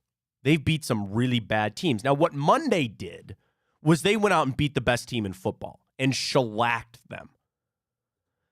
I might choose to look at it and say Brock Purdy threw 4 interceptions. What do you want to do? That's me discrediting Baltimore's defense. I get it. But I'm watching that game where they could not run the football other than Lamar. And I like Zay Flowers as much as the next guy. They don't throw to anybody else. They don't have Mark Andrews anymore. Odell Beckham is nothing at this point of his season. Like, that is my reason of crapping on Baltimore here a little bit. I look at Miami and I go, wow. Raheem Mostert, Achane, then Tyreek Hill and Jalen Waddle. Those guys are damn good. I look at Baltimore. They're doing it the Baltimore Ravens way. They're playing defense out the butt, and they're running it with Lamar Jackson. I don't buy Baltimore.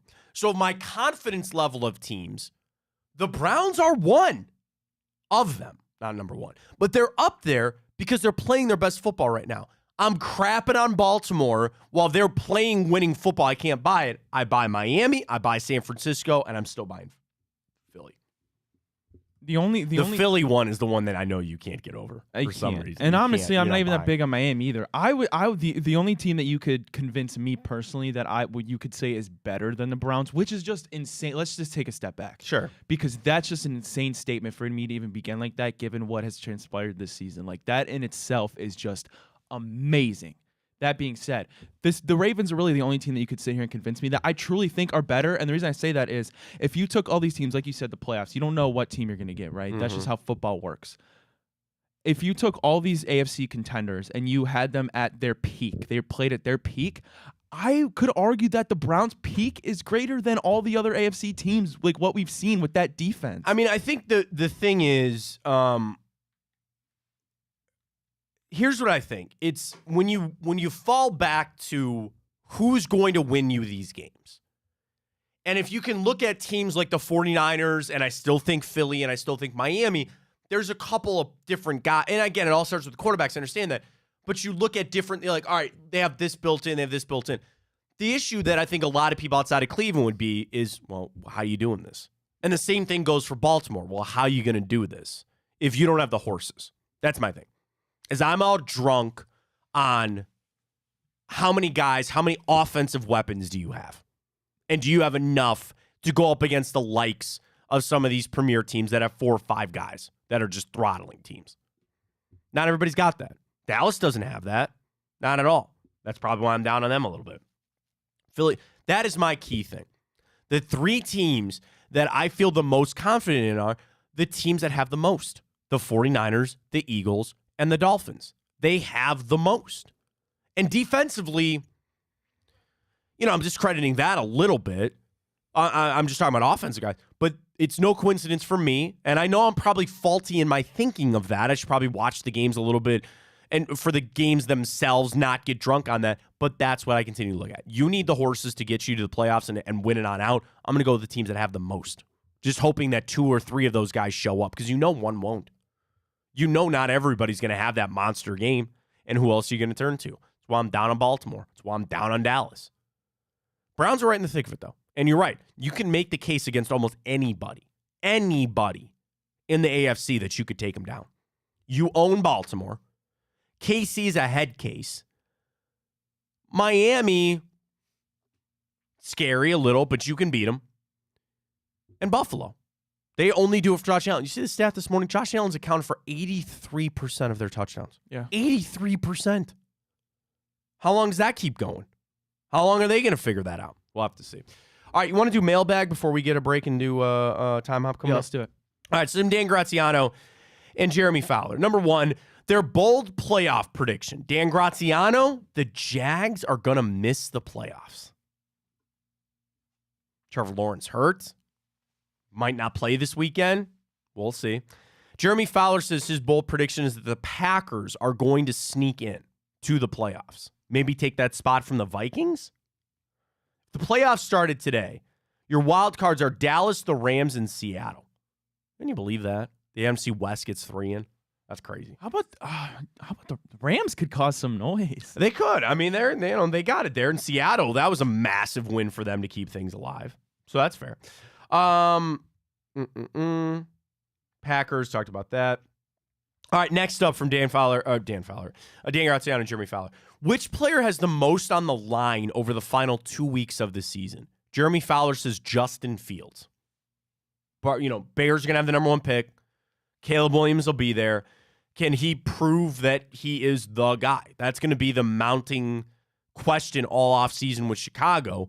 And I think he's helped himself over the last month, but the last 2 games, he has a lot on the line for that. Dan Graziano, a couple of guys that need money. Saquon Barkley, Josh Jacobs, Austin Eckler, T. Higgins, and then they bring up our guy, Baker Mayfield.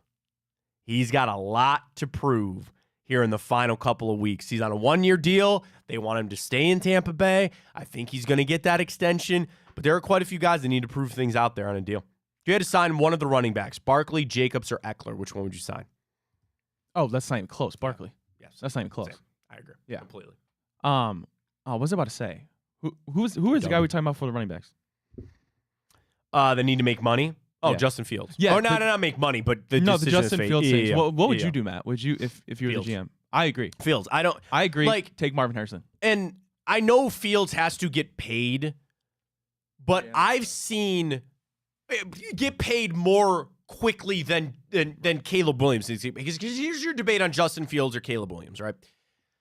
If you're the Bears, you look at Caleb Williams, who is still viewed as a generational talent in this draft and will still go number 1 overall. But you get 4 years of paying him dog crap nothing from a relative standpoint of the quarterbacks. So then you can have more time to continue the rebuild and all that other kind of stuff. Here's my 2 things on Caleb Williams. Okay. Number 1, we have had stone cold lock prospects that aren't it. Like even Trevor Lawrence, who I'm a borderline fanboy of, had big expectations for him. Look at that. Okay.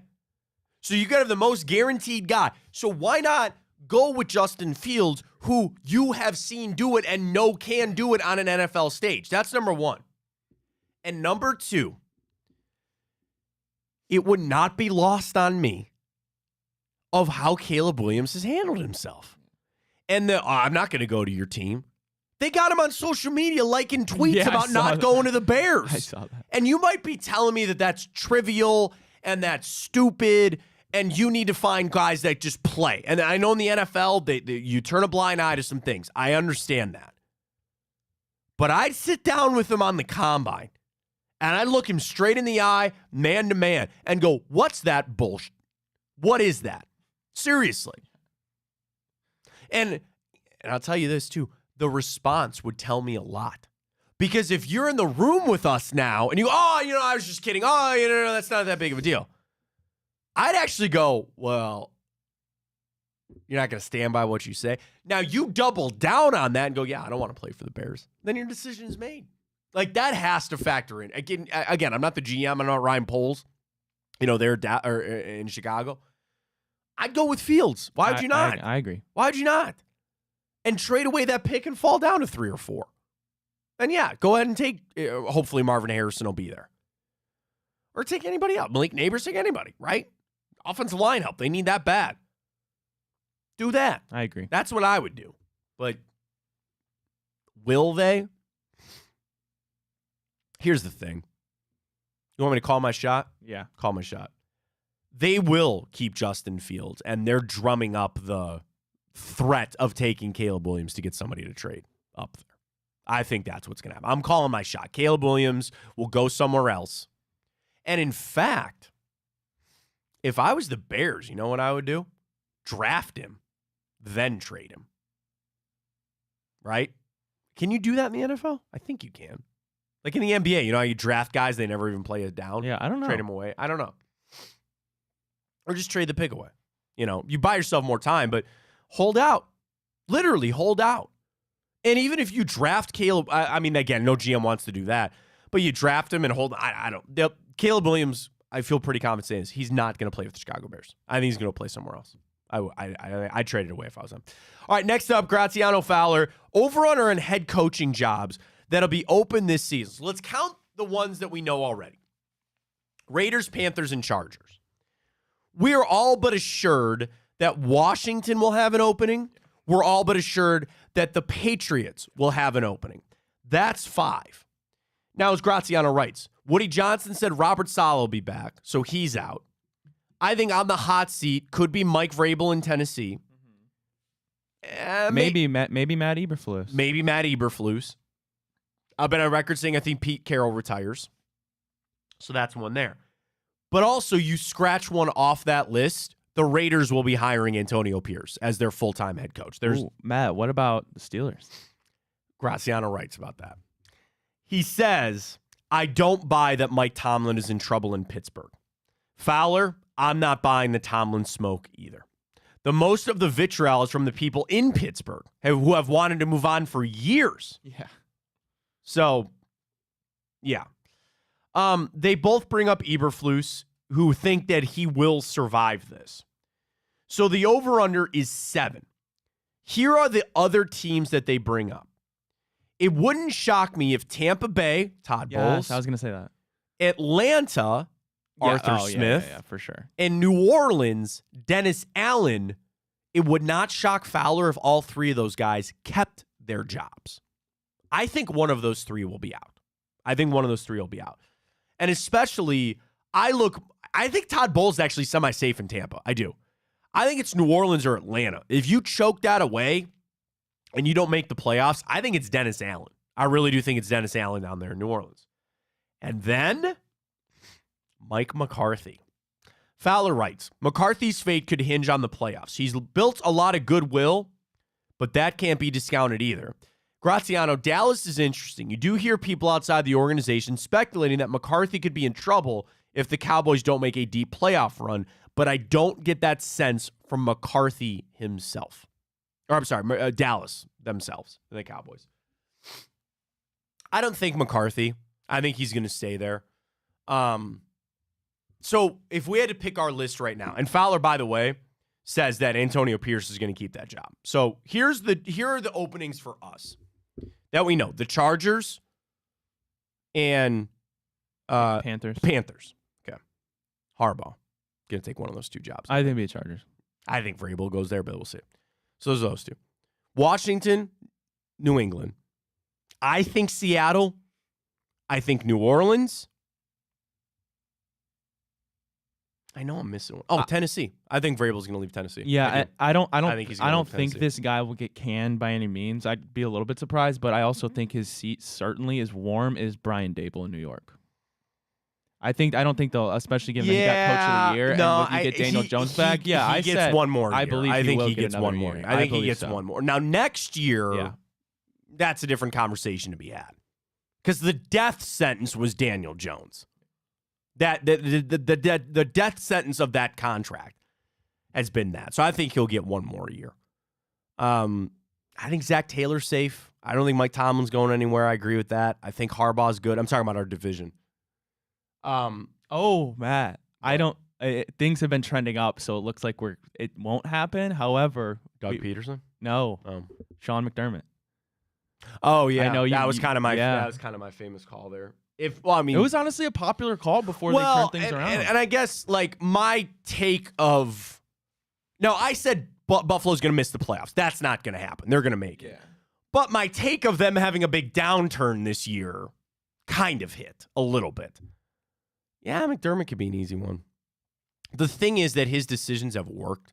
Like firing his coordinators the way that he did. He ran Leslie Frazier out of there. They move on from Ken Dorsey. They've kind of figured it out. But you could also, if you were being really critical, be like, dude, Josh Allen just pulled your ass out of the fire. Like him playing to the level that he's played to, that is what has pulled you out of this. I wouldn't be super confident if I was him, but I think he keeps his job there. You don't have to worry about it, which is so great for Kevin Stefanski. All right, let's do this. You want to jump right into the timeout? We got a busy day today in football. Yeah, you want to get to it? Let's get to it. Timeout.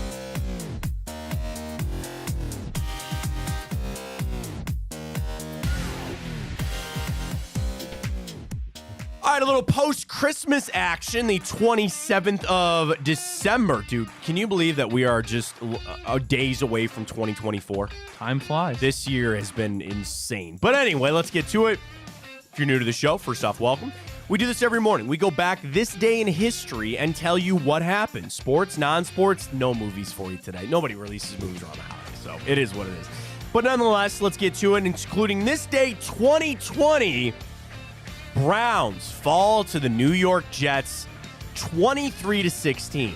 Now, we know 2020, we still ended up making the playoffs. Now, the problem was that we could have clinched, and we didn't. And we fell 23-16. Starting quarterback for the New York Jets that day, through 2 touchdowns, beat us. This is 2020? Yeah. So what? No, it wasn't Zach Wilson. No. The year before. Yeah. Mike White. Sam Darnold. Oh, Sam yeah, Darnold. I remember this game, yeah. Baker had no touchdowns, no interceptions. Nick Chubb and Kareem Hunt each had a rushing touchdown in that game. Dude, you want to talk about how crazy this is? The Jets beat us. We were 10-5. The Jets were 2-13. Was that the game we had no receivers? Austin Hooper, yeah, your leading receiver. Jamarcus Bradley had 60 yards, and then Kareem Hunt and Nick Chubb. You had no Jarvis Landry. You had no Odell Beckham. You had no Donovan Peoples-Jones. You had nobody. Hollywood Higgins wasn't in that game. You had nobody. I remember that. That's right. And we kind of chalked it up because we go, everybody got COVID. The Jets beat you with Sam Darnold. Frank Gore was their leading rusher, and Jamison Crowder, who I think didn't he have a long touchdown in that game? I don't remember. He was their leading receiver. That's who you lost to this day 2020. Kind of chalk it up. It is what it is. This day 2015, Browns fall to the Chiefs 17-13. Chiefs were 10-5 on the year. Browns fall to 3-12. Johnny Manziel threw for $136, ran for 108. Your lone touchdown came from Isaiah Crowell on offense. Alex Smith, 2 touchdowns and interception in that. Remember Sharkhandrick West? Yes. He was their leading rusher in that game for the Kansas City Chiefs. He was good in fantasy for a little bit. Yeah. Yep. Kelsey, 6 receptions for 43 yards and a touchdown. Big Play Garrett was your leading receiver this day 2015 as the Browns fall to the Chiefs. All right, a positive one finally. Excuse me. Browns beat the Raiders 23-9 this day 2009. The Browns at 4-11 won their 3rd straight game. Was this Mangini? 2011 would have been 2009. 2009. 2009. Either him or I think it was. Because I think Romeo. that's how he kept his job. That's how he kept his job. Yeah, it was Eric Mangini. Nice. It was year one of Mangini. Nice. So the Browns at that point, let me see if we can scroll down here. So they were 1 and that's right. They were 1-11, and then they won their final 4 games on the way out. Won their final 4, including beating the Raiders 23-9 for their 3rd straight. Are you ready for the box score on this one? Yes. I'll give you $1,000 if you name the quarterback for the Oakland Raiders that we beat this day 2009. He threw 3 interceptions and was sacked 4 times. And he's got a tie to Northeast Ohio.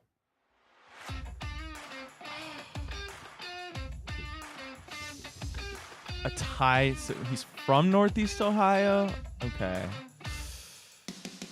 Also, played his college football in Northeast Ohio. That threw you a curveball there, didn't it? He played. So like, we're not even talking Columbus. We're talking like North. What? Is it a D1 guy?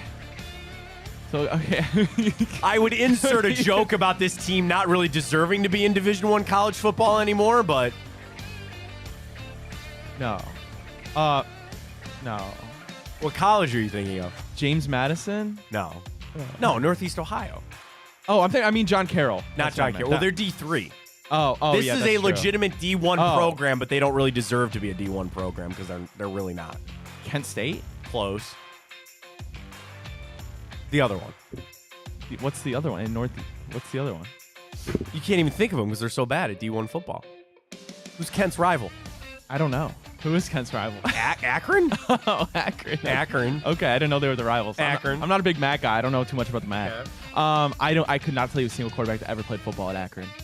Willard, Ohio's own, University of Akron, Charlie Fry. Wow. Charlie Fry That's a name I started haven't for the heard in a while. Raiders this day 2009. He threw it 45 times, 3 interceptions. Derek Anderson had a touchdown. Jerome Harrison with that legacy streak that he had 148 yards and a touchdown in that game. Your leading receiver was Mohamed Massaquoi. Yes. Mohamed Massaquoi for the Browns this day 2009. This day 1981, Wayne Gretzky had a 5-point game. He had 4 goals and an assist against the Kings. Here's the crazy thing. In that stretch, or in that game, he scored his 100th point of the season in just the 38th game. That is an NHL record for 100 points. In 38 games, he scored 100 points.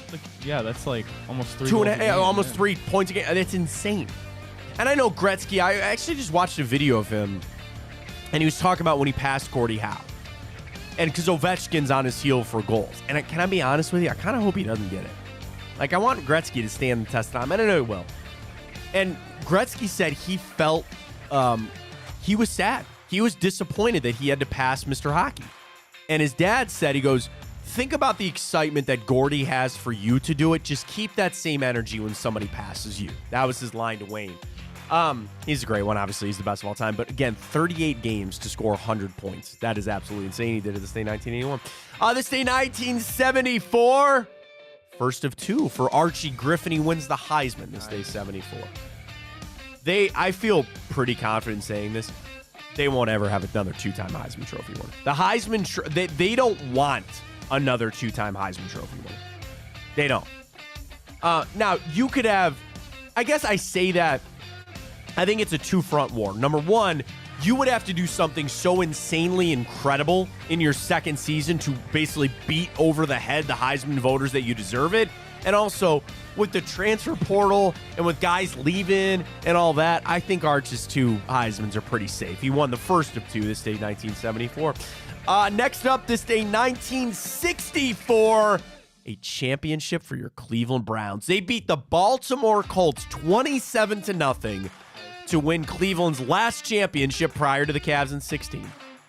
Gary Collins had 3 touchdown receptions from Frank Ryan, all in the second half, because Ryan, they beat him 27-0. It was scoreless at halftime. Wow. And the Browns go out there in the second half and beat the Colts this day 1964 to win the championship. Another championship game this day 1953. The Lions beat the Browns 17-16 to win the championship game. Doak Walker had a touchdown there for the Lions. Lou Groza had 3 field goals. Detroit was down 16-10, with just 4 minutes to play. They go on an 80-yard touchdown drive to take the lead. Otto Graham was then intercepted on the final drive for the Browns. The Lions get the win 17-16. Want to hear the funny little stat, I guess, if you will, for this game? The player payout for this game was the highest in history at that point. The winning team got $2,400. The Browns got $1,600 per player for losing the game. That was the highest payout, the highest player payout. What year was that? 53. You doing the inflation calculator? Any guess? I got it pulled up. All right, $2,400 in 1953. I'm going to say would be $80,000 today's money? Not quite. Okay. $26,678. Oh, wow. Okay, so not even close. Okay, so there you go. So they got 26 grand. Now the guys make that per snap in the NFL. This day, 1932, Radio City Music Hall opened there in New York. And then this day, 1904, J.M. Barrie's play Peter Pan opened in London. Nice. 100 years for Peter Pan there. A very happy birthday to the one, the only, the great Mr. Nick Chubb, celebrating a birthday today. Lakewood, Ohio's own and former Yankees catcher Jim Leyritz celebrating a birthday. Carson Palmer, Timothy Chalamet, Haley Williams of Paramore, and wrestler Goldberg all celebrating birthdays today. Goldberg's intro is unmatched. He's got the sparks flying, and he just walks out, and Goldberg. Who is this? Bill Goldberg? I don't know who that is. Google him. He's a scary guy. Pretty scary guy there, but great wrestler. I would say he's up there as one of the better of all time. I would say they're in history there for Goldberg. So celebrated a birthday for him. Excuse me. Oh, man. Staying home with the kids for a week and then see what illness you... I was just not getting sick. I was getting over it. Yeah, you were. Right back at it. Right back at it. You know what's right back at? Tipico! Get to the folks. Is our boost up? They were on it. They've been pretty quick on it. I want to see. Let's go take a look. I can't wait. Folks, we got a boost tonight for our friends at Tipico. Get over to the website. Get over to the app. Download it. Use the code BIGPLAY100 when you sign up. Deposit and bet $25. You get $100 in bonus bets, and they're going to throw our boost up. Not up quite yet, but nonetheless, you can bet with our friends on Tipico. Do you see Dave's money line for this weekend? Yeah, all the Browns, reverse Malloy here. But he's got Seattle over the Steelers, Patriots over the Bills, Panthers over the Jags, Titans over the Texans, and the Raiders over the Colts as the Browns pay out there. It's insane. Folks, we have a lot of fun with Tipico. We love them. They're going to be back on with us next year, which is so exciting. Excited to really kind of grow that out. Sonny joins us at the end of every week. It's a great app to use. It's great. And you use the bonus code BIGPLAY100 when you sign up. You deposit and bet that $25. You get that $100 in bonus bets. You can bet on whatever you want. College football today. Basketball's rocking, of course, as we know. Everything that's going on with football down into the playoffs, it's going to be so much fun. So get signed up today. Tipico, use that code BIGPLAY100. It's crazy to say we're into football tomorrow, man. Yeah. We are into a game. So let's do our Thursday report card tomorrow, getting ready for the Jets and the Browns. We'll still save our NFL picks and Sunny for Friday. But, folks, a massive game. A playoff clinching game at home tomorrow night. That's what we ask for. It's so much fun. So, quick update for us. We're in tomorrow. We are going to work Friday. We'll be off on Monday. So, we're going to be in the next couple of days. No, Weiskopf's going to join us again from the OBR. We'll talk a little Cavs, maybe. Maybe we'll get Danny Cunningham back on. We'll talk a little Cavs. We'll do that maybe tomorrow. But we'll see how everything plays out for the Browns tomorrow. We got game day tomorrow, man. And I know this, too. I got tickets. You can't find them. I got people asking me. I'm like, dude, I think they're really hard ticket to find right now. And going into the game, question's going to be the special teams. But other than that, you're feeling pretty good about getting a win tomorrow night against Trevor Siemian and the crew. So it's going to be a lot of fun. So we'll rejoin everybody tomorrow for another edition of the show. Chico coming up later today. We've been shifted all this week with the holiday. Josh and Maria, Thursday, tomorrow. They're going to do their show tomorrow. Right? I'm yawning. I actually think, I believe Chico might be off today and tomorrow. Okay, so Chico's off, so he'll be off a little bit. But the return, yes, a special edition of the return with Josh and Maria Cribbs will come Thursday night before the game. We got Drennan tonight? He's on no location. Drennan. No, he's off location. Next Okay, week, so Drennan next comes week he'll back. be back. We got it all rocking here for you folks on Big Play. Again, we appreciate all the support. We thank you so much for it across all of our shows. We've grown this thing so much this football season. It's been a lot of fun to be joining everybody every morning. So, again, shows here and there. We're back tomorrow 9 to 11. I can tell you that much at the very least. So we'll talk to everybody then. Same bat time, same bat channel. For Ryan Tyler, I'm Matt Fontana. Come on, Cavs. I need it tonight. I feel really good about that +3. I feel really good about it. Our boost is going to get up. Rock it out tonight for the Cavs. We'll talk to you tomorrow. As always, take it easy.